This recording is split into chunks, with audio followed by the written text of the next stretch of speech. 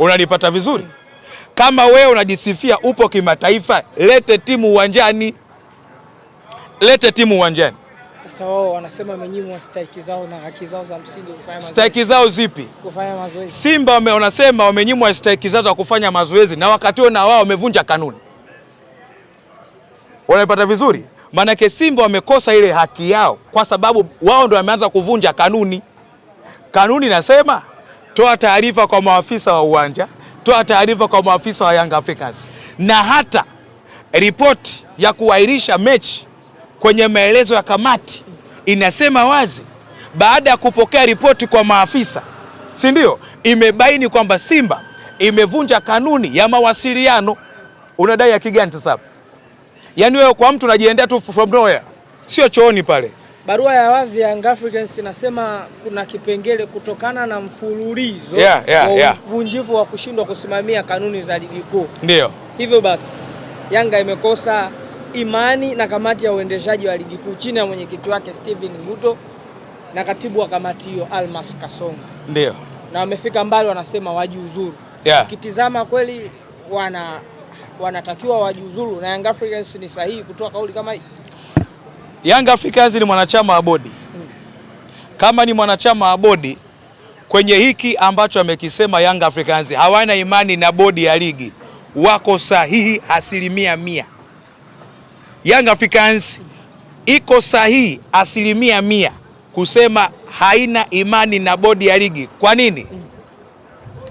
Ukiangalia sheria, kanuni ya 31, timu ambayo haijafika uwanjani ina maelezo yake.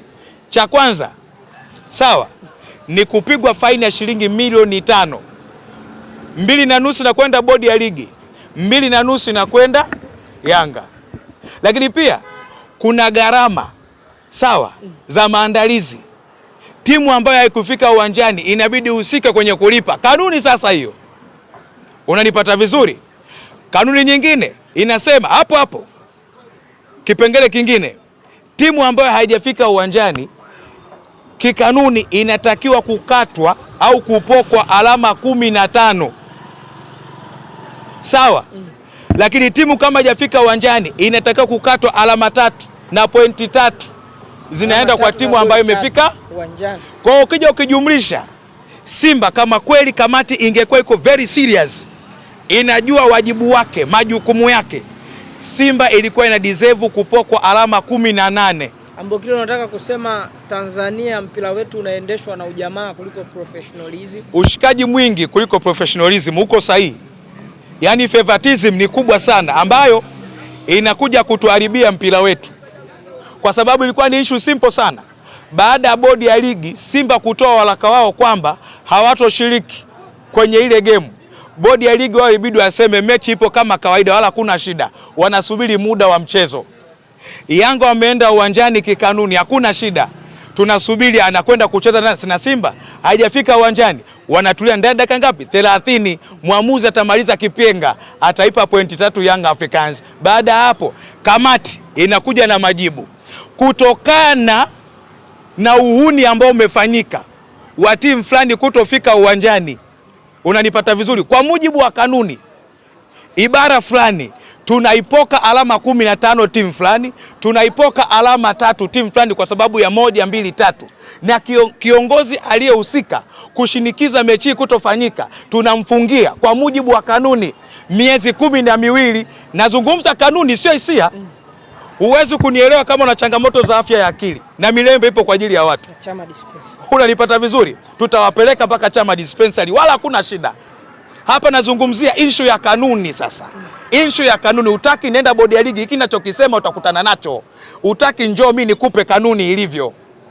Kwa hiyo ukiangalia kiuhalisia ni kwamba Simba Sports Club, kama bodi ya ligi ingeamua kutoa ufafanuzi ule ambao upo kwenye sheria na kanuni, Simba ilikuwa na deserve kupokwa alama 15. Simba ilikuwa na deserve kupokwa alama 3 za mechi ya Yanga kutofika uwanjani na faini juu. Sasa niwakumbushe Young Africans kwenye waraka wao. Kwenye waraka wao wameandika mambo 3. Unanipata vizuri? Lakini wamesahau jambo moja nyeti sana. Sasa hapo ndo nawakumbusha Yanga. Nawakumbusha Young Africans ikiwezekana pale wa edit kwamba hawajaandika gharama za usumbufu, gharama za mchezo hawajaandika pale. Kutoka Haviki kwenda pale. Inabidi waandike gharama za wese nini kufika mpaka Benjamin Mkapa.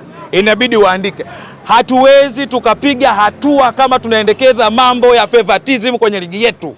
Hatuwezi. Kile utapiga vipi gharama ikiwa bodi ya ligi ilitoa taarifa mapema kwamba mechi hakuna? Sawa. Ila Young Africans mpaka saa 1 wakafika uwanjani. Sikiliza. Kitendo cha bodi ya ligi na kamati yake kusema mechi hakuna ni anguko la soka Tanzania. Unasemaje mechi hakuna wakati kanuni hujazitafsiri zinasema nini kwa tukio lile? Yaani ni bora ungesema mechi hakuna dakika chache kabla ya mchezo, aidha kuna mchezaji kafariki, daktari kafariki. Ngoja nikwambie, Barcelona kwenye mechi yao, mechi bado dakika 20, daktari wa Barcelona kafariki. Mechi imechezwa? Imeahirishwa, kila mtu anajua. Na ile imeahirishwa kikanuni na kisheria. Oya, sikiliza, kuna jambo hili hapa. Sasa tunakuja kwetu sisi. Kulikuwa kuna ada gani ya kusema mechi imeahirishwa kwa sababu ambazo hazina kichwa wala mguu? Hivi usipofanya mazoezi siku moja kabla ya mchezo, hata kama kikanuni, uruhusiwi kucheza mechi? Unaruhusiwa kucheza mechi? Sikiliza, Simba wameamua kuicheza hii mechi mapema. Walijua. Yaani Simba walijua mapema hii mechi wanakwenda kupasuka. Ima jua, asubuhi, jioni, usiku wanafungwa. Na hii mechi ilitoa taarifa mapema kwamba mechi hakuna. Sawa. Ila Young Africans mpaka saa 1 wakafika uwanjani. Sikiliza. Kitendo cha bodi ya ligi na kamati yake kusema mechi hakuna ni anguko la soka Tanzania. Unasemaje mechi hakuna wakati kanuni hujazitafsiri zinasema nini kwa tukio lile? Yaani ni bora ungesema mechi hakuna dakika chache kabla ya mchezo, aidha kuna mchezaji kafariki, daktari kafariki. Ngoja nikwambie, Barcelona kwenye mechi yao, mechi bado dakika 20, daktari wa Barcelona kafariki. Mechi imechezwa? Imeahirishwa, kila mtu anajua. Na ile imeahirishwa kikanuni na kisheria. Oya, sikiliza, kuna jambo hili hapa. Sasa tunakuja kwetu sisi.